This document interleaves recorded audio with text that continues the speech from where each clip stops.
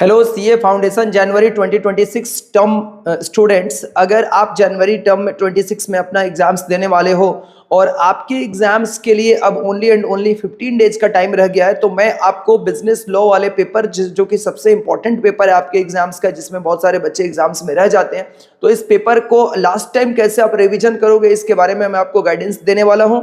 आप सबसे पहले अपना स्टार्ट करो कंपनी एक्ट जो है, कंपनी लॉ है जो है, उसका वाले पार्ट से आप स्टार्ट करो।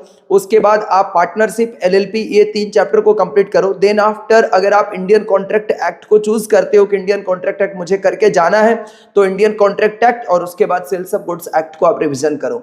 अगर कोई स्टूडेंट पूरी तरह से इंडियन कॉन्ट्रैक्ट एक्ट को अवॉइड करके जाना चाहता है कि इंडियन कॉन्ट्रैक्ट एक्ट मुझे बिल्कुल नहीं करके जाना है, तो आप अपना sales of goods act, negotiable instrument act को भी अपने रिवीजन में शामिल करो और इंडियन रेगुलेटरी फ्रेमवर्क को। लेकिन सबसे पहले आप कंपनी लॉ से अपना स्टार्ट करो। Company law, partnership act and LLP का रिवीजन करो। देन आफ्टर सोगा, निगोशिएबल इंस्ट्रूमेंट, और उसके बाद अपना इंडियन रेगुलेटरी फ्रेमवर्क। इतने चैप्टर्स को भी करके जाने से आप अपने एग्जाम्स में अच्छे स्कोर करके आ सकते हो। और अगर आप इंडियन कॉन्ट्रैक्ट एक्ट करके जाते हैं तो पहले आप इन छोटे छोटे चैप्टर्स का रिवीजन कंप्लीट कर लीजिए। टाइमलाइन सेट कीजिए कि मेरे को एक दिन में एक चैप्टर का रिवीजन करना और पूरा फुल डे उसी को नहीं पढ़ते रहना है, क्योंकि और भी सब्जेक्ट है, आपके पास ओनली एंड ओनली 15 डेज के टाइम रह गए हैं। तो आप अपना डेली का एक टाइम फिक्स कीजिए कि मेरे को 2 to 3 आवर्स का स्टडी करना है लॉ का, और इसमें मेरे को आने वाले 5 to 6 डेज में अपने पूरे लॉ के लास्ट टाइम रिवीजन को खत्म करना है।